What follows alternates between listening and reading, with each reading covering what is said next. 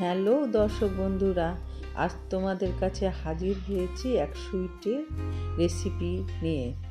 এই সুইটটি খুব কম সামগ্রী দিয়ে আর খুব সহজে কিভাবে তৈরি করা যায় তা তোমাদেরকে আজ দেখাবো। এই রেসিপিটি হচ্ছে বেসনের বরফি। তাহলে আর দেরি না করে শুরু করা যাক রেসিপির শুরুতে প্রথমে আমি কড়াইতে ঘি নিয়ে নিয়েছি। ঘি গরম হয়ে গেছে, তার মধ্যে আমি 1 কাপ ছোলার ডালের বেসন নিয়ে নিয়েছি। বেসনটা নিয়ে ভালোভাবে নাড়াচাড়া করে তার মধ্যে 1/2 কাপ সুজি নিয়েছি। সুজিটাও একসঙ্গে আমি লো আঁচেতে ভাজবো ভালো করে। অল্প অল্প করে ঘি দিব আর দুটোকে একসঙ্গে ভালো করে ভাজবো। ভাজা হবে, কাঁচা যে বেসনের গন্ধটা থাকে সেটা ভালো করে ভাজলে গন্ধটা আর থাকবে না, সেরকম করে ঠিক ভাজবো।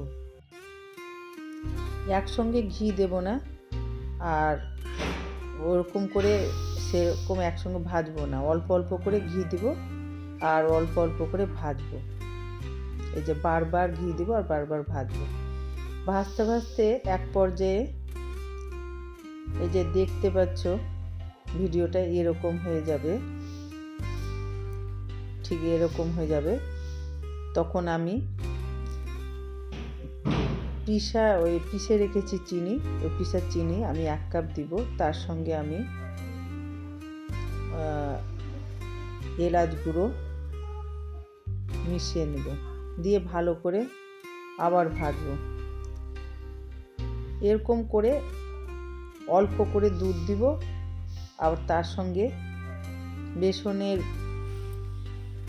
ভাজাটা মেশাবো। অল্প করে দুধ দিব আর ভালো করে এভাবে মিশিয়ে নিব।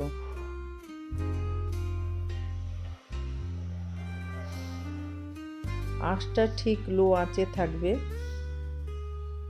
এই যে বারবার আমি এভাবে করে বেসনটাকে মিশিয়ে নেব। দেখো আমার বেসনের বরফির হালুয়াটা তৈরি হয়ে গেছে, একদম তৈরি হয়ে গেছে। এবার আমি আঁচটাকে বন্ধ করে দেব। এবার একটা প্লেটে আমি ড্রাই ফ্রুট দিয়েছি, কিছু কাজু বাদাম ভেঙে তার সঙ্গে টেস্টের জন্য। এবার একটা প্লেটে ঘি লাগিয়ে তার সঙ্গে এই বেসনের হালুয়াটা ভালো করে হাত দিয়ে চেপে চেপে সেট করে দেব। এরপর ড্রাই ফ্রুট তোমরা নিজের পছন্দ মতো দিতে পারো। আমি আলমন্ড ছিল, আলমন্ড দিয়ে ভালো করে সেট করে নিয়েছি। ব্যাস হয়ে গেছে। এবার আমি 1 ঘন্টা ফ্রিজে রেখে দেবো রেস্টের জন্যে। রেস্ট হয়ে গেছে। এবার আমি নিজের পছন্দ শেপের মতন বরফি কেটে নেব।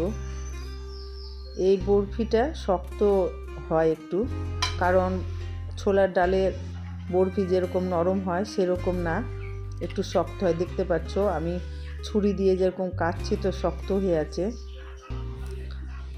সেরকমই হবে। এবার আমি পরিবেশন করে ভালো করে পরিবেশনের জন্য সেট করে নেব। আশা করছি তোমাদের সবাই আমার রেসিপিটি ভালো লেগেছে, এবং ভালো লাগলে বাড়িতে অবশ্যই ট্রাই করিও, এবং লাইক, কমেন্ট, শেয়ার এবং সাবস্ক্রাইব করার অনুরোধ রইল। আশা করছি আবার নতুন কোনো রেসিপির সঙ্গে দেখা হবে। ততক্ষণ পর্যন্ত ভালো থেকো, সুস্থ থেকো। ধন্যবাদ।